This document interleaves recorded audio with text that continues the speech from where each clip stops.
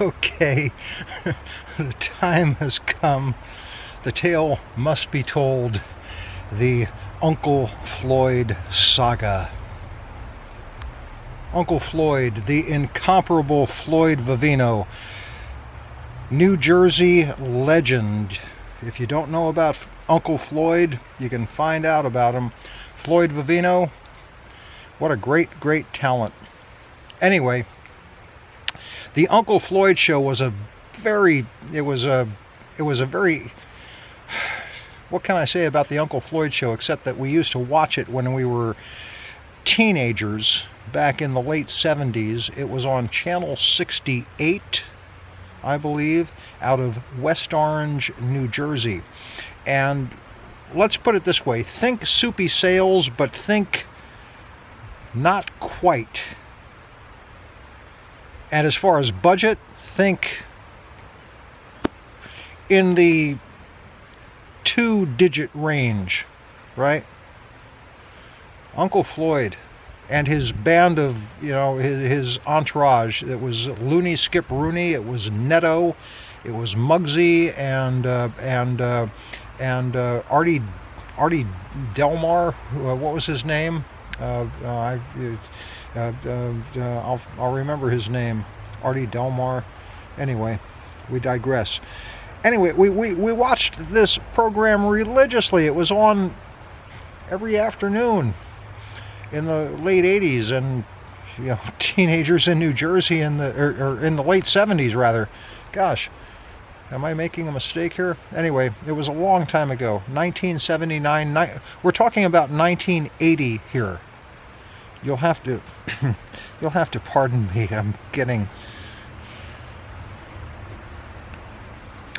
This is 1980 what we're talking about, and I wrote a letter to Uncle Floyd saying, "Dear Uncle Floyd, I balance things on my nose. I want to be on your show. Please be in touch." Okay.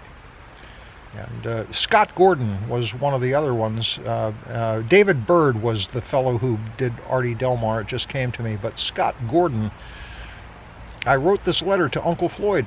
I want to be on your show. And then Scott Gordon, one of the other folks on the show, all of a sudden I get a phone call. There's a phone call, and it's for me.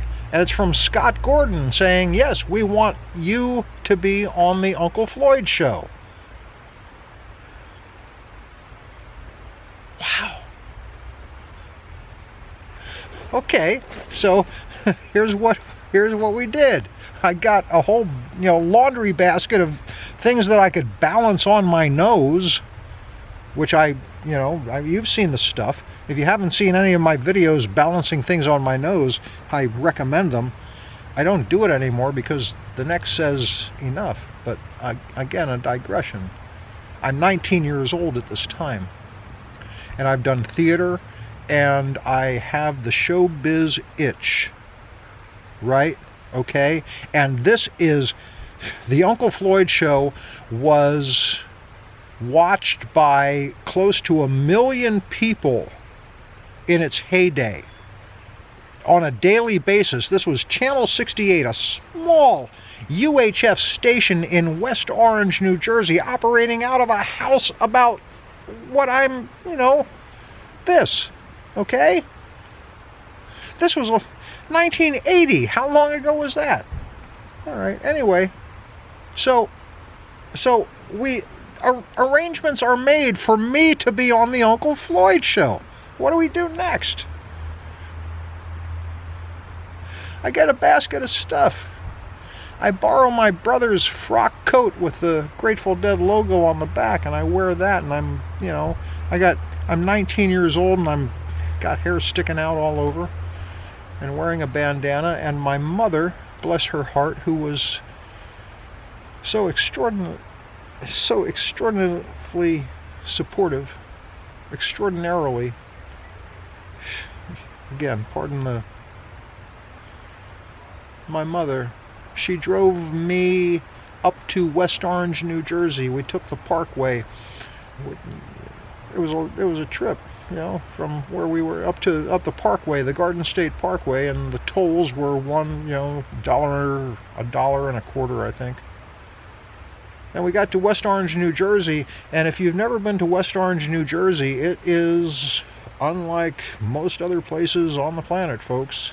It's right in the heart of what New Jersey is known for and as.